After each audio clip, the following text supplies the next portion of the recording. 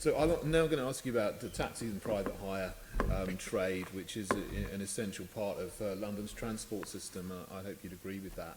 Particularly taxi drivers are a treasure, I think, in London, in the country. But I'll start by talking more about the private hire side of things. The big news over the last week was Uber won the court case, and I wonder if you could tell us what are the conditions attached to them getting a new 18-month license, and how you will ensure that they are enforced and we won't see a repeat of some of the problems that we had before.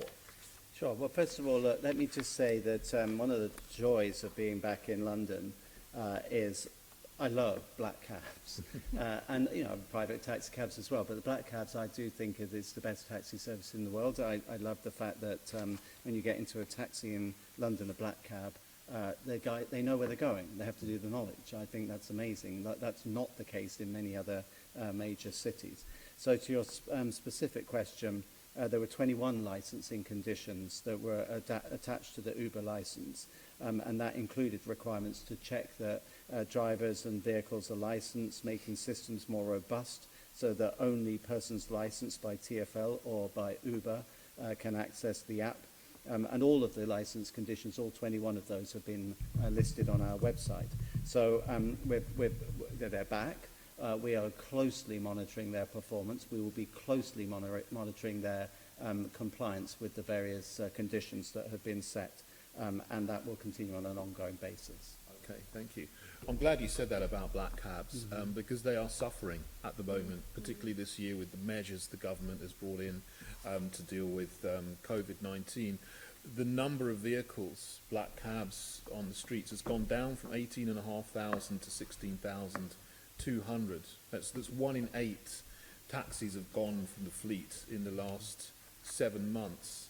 What are you going to do, or what can you do to ensure that the fleet doesn't get decimated even more than it has done? Well, we do, and the Mayor himself has said this, we do understand that these are tough times for taxi operators in the same way as everyone else in society. Everyone's really feeling the pain of COVID, I guess. But with taxi drivers in particular, things like offering incentives and financial assistance towards buying an electric vehicle or a low emissions vehicle, providing plug-ins for those operators who migrate to electric vehicles. For example, we've got a number of locations where those plug-ins have been fitted as rapid charge points more effectively. And listening to the taxi trade, we do issue a bulletin on a periodic basis to taxi drivers so that we can tell them what's going on with the network. We can also hear back from them in terms of what their views are on legislation and also on various impositions that are made on them, or legislation that applies to them. So we're sympathetic to the cause. It's certainly not our intention to make their lives difficult or to add to their burden.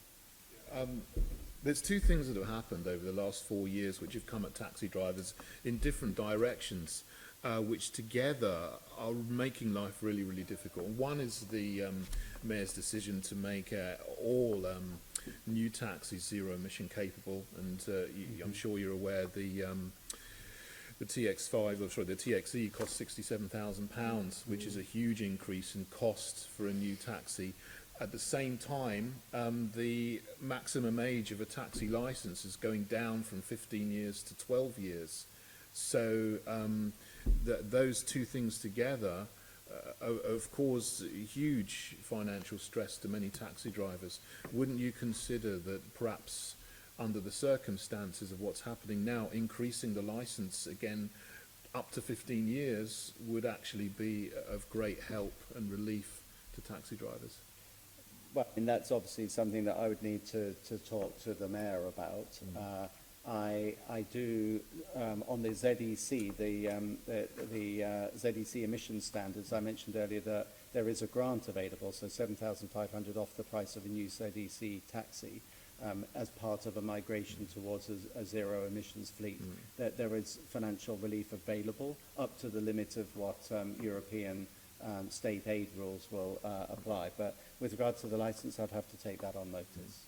I think even if you do give 7,500 off 67,000, that's 59,500, which is still 13,500 more than the TX4. But I've spoken about that to the mayor and other people before. But you did mention the knowledge, which is a unique thing for taxi drivers in London. What are your plans to support the knowledge of London in the future? When you say support it, I what do you mean, mean specifically? you know, at the turn of the century, there were about 6,000 or 7,000 people doing the knowledge. It was so popular. But now there's only a few hundred people going through the knowledge. We need to get the numbers of people going in, taking the knowledge of London, studying for the knowledge of London to increase, so that there's younger people coming into the taxi trade to keep it going. Sure. How are you going to help? Well, I think the main thing is to understand what is causing people to not want to go into the taxi trade. And because it's only if you understand the root causes of that drop-off can you then tackle them. We try to facilitate the knowledge. We have various locations where, as I understand it, where the knowledge can be taken. And I certainly would want that to be as unbureaucratic as possible in order to take out at least one possible impediment to people wanting to join the trade.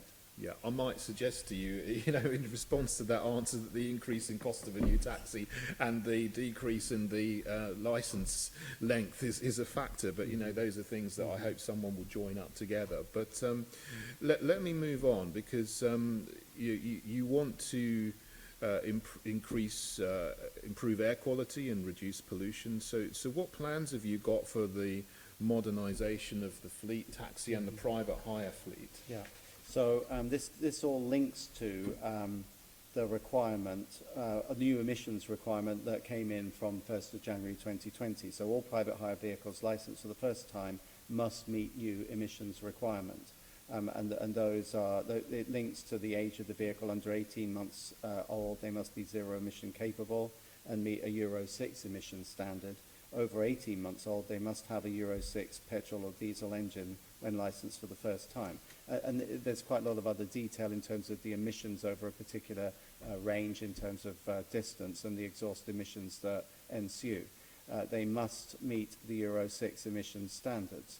So in terms of what we're doing to assist with that, again, I make reference to the fact that there's some financial packages available, and the fact that we're providing more access to rapid charge points, so that once you've got the vehicle, if you've got an electric vehicle, you can charge it up. We so far have delivered 272 rapid charge points, of which 75 are for taxis only, and we're looking to fund more such facilities. So at the moment, all new taxis have to be zero emission capable, but new private hire vehicles don't. But the number of private hire vehicles coming into service is far, far greater than the number of new taxis. Well, my understanding is that that's not intended to be the case forever. There's been an extension for a period of time, a finite period of time, after which there will be a level playing field. When are you going to introduce zero emission capable only for private hire vehicles? I'd have to check the exact date, but I know that it's not an infinite exemption. There will come a point where we absolutely want both types of vehicle, private hire or black cabs, to be of the same standard. So I will have to just check what date that is, but my understanding is it's been temporarily extended. Okay. Assembly Member Kurten, just a couple more minutes on this Yeah, section. sure. Would you be bringing any ideas from New York into managing the taxi and private hire trade? It's interesting you mentioned New York, because that same phenomenon is happening in New York. I mean, it's quite, it is sad, very sad, tragic that a number of yellow cab operators have committed suicide, actually. But the number of yellow cabs is dropping quite alarmingly. But in terms of what we can do to ape what New York does or to bring in best practice, there is a number of best practice that New York undertakes, and bear in mind, as the president of Transit, I didn't oversee taxis. There's a taxi and limousine commissioner who works for the city who did. But what I do know about New York is that they have much better access to data than we do in London. They can derive much better data, particularly from private hire cabs such as Uber, that we're not able to access here in this country. The legislative and the regulatory regimes are quite different. Now, were that to change, we would have access to data same as New York does, but at the moment we cannot access that. That would be very useful. Well, I suppose that would need to be changed in Westminster, so you couldn't do anything until that happens. I've got two more questions. What do you think of the idea of a charter mark for private hire vehicles? I would be supportive of it if it resulted in actual tangible improvements. If it was just a gimmick and it was just something that you could say, oh, we've got one of these, then why waste people's time and why have the bureaucracy? But if it was actually designed to deliver something meaningful for riders, then that's a different matter. Thank you. I tend to agree with you on that.